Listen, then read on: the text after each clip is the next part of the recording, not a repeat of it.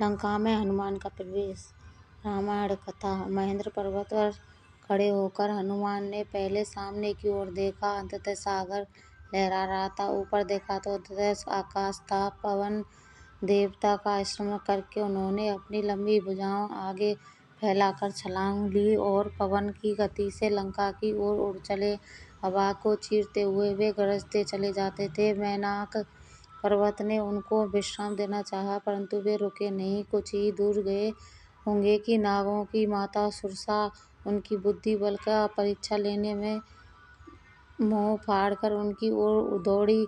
हनुमान ने बहुत विनय किया, पर वह न मानी और अपना मुंह बढ़ाने लगी। हनुमान भी अपना शरीर बढ़ाते हुए अब उसका मुंह बहुत छोटा हो गया था। तब हनुमान अपना शरीर छोटा करके उनके मुंह में घुसकर तुरंत निकल आए और बोले, माता, अब तो मैं तुम्हारे मुंह में घुसकर बाहर आ गया हूँ, अब जाने की अनुमति दे दें। सुरसा की परीक्षा में हनुमान खरे उतरे। उसने हनुमान को आशीर्वाद देकर कहा कि तुम राम का काम अवश्य कर लाओगे। कुछ और आगे चलने पर उन्हें सींका नाम की राक्षसी का सामना करना पड़ा। उसने जल में हनुमान की परछाई को पकड़ ली।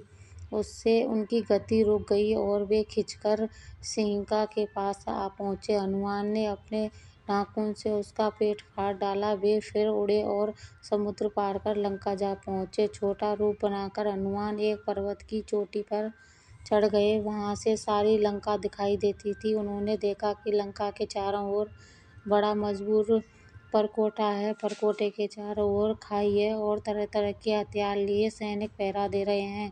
उन्होंने यह भी देखा कि दुर्ग पर सैकड़ों शतधनुइयां रखी हैं।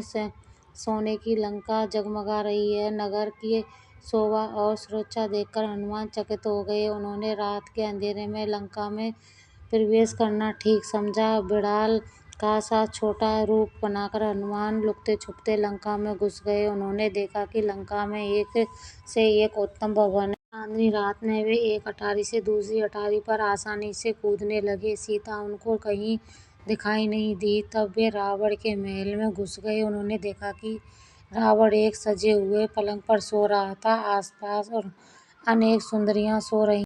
इधर उधर मदिरा की प्यालियां पड़ी थी। हनुमान ने बड़ी सावधानी से रावण का अंतपुर छान डाला, परंतु सीता को उनको कहीं न मिली। पर मंदोदरी को देखकर उनको सीता का भ्रम भी हुआ, परंतु उन्होंने शीघ्र ही समझ लिया कि रावण के महल में सीता इस प्रकार निश्चित होकर नहीं सो सकती। उन्होंने एक एक गली एक एक घर देख लिया, पर सीता कहीं न मिली। रावण के पुष्पक विमान को देखकर उन्हें बड़ा आश्चर्य हुआ। वह बड़ा अद्भुत था। उनके पंखों में मणियां जड़ी हुई थी। अंतपुर से लगी हुई रावण की अशोक वाटिका थी। एक परकोटे के ऊपर से हनुमान ने उसे देख लिया और पहरेदारों की आंख बचाकर उसमें घुस गए। अशोक वाटिका में तरह तरह के सुंदर वृक्ष थे और बीच में एक ऊंचा भवन था। अशोक के पेड़ पर चढ़कर हनुमान उसे देखने लगे। उन्हें तरह तरह की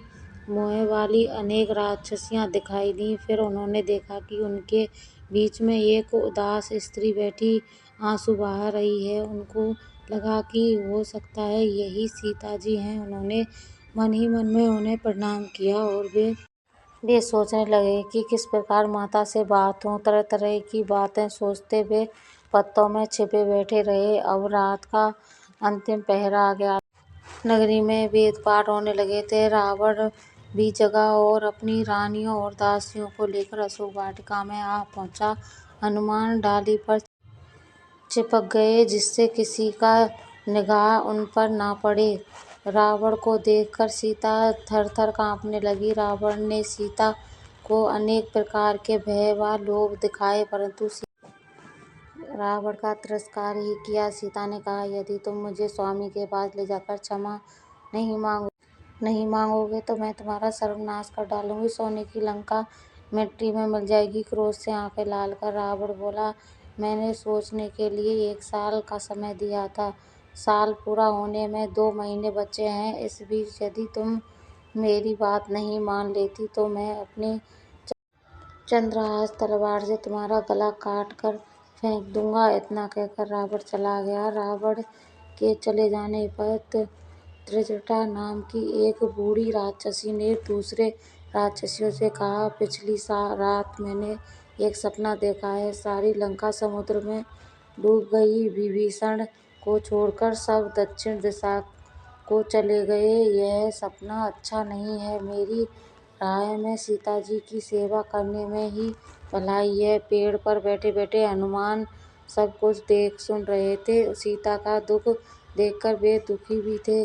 उनको यह भी चिंता थी कि यदि सीता के संस्कृत में बोल उठे तो सीता उन्हें कहीं मायावी रावण ही न समझ ले। यह विचार कर उन्होंने पेड़ पर से ही राम वृत्तांत सुनाना शुरू किया। उन्होंने राजा दशरथ का वैभव, राम जन्म, राम विवाह, राम वनवास, हाँ सीता हरण और सुग्रीव मैत्री आदि का सब वृत्तांत संक्षेप में कह सुनाया। सीता जी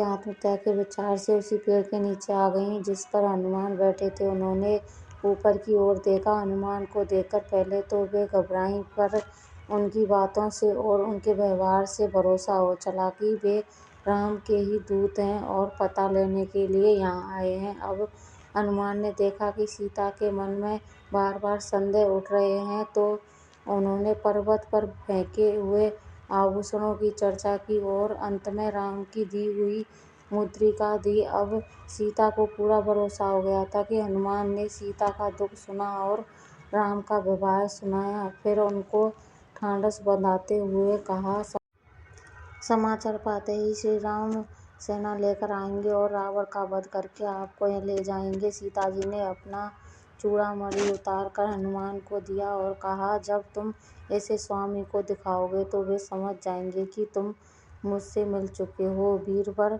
लक्ष्मण से मेरा शुभ आशीर्वाद कहना। अब लौट जाओ, तुम्हारी यात्रा मंगलमय हो।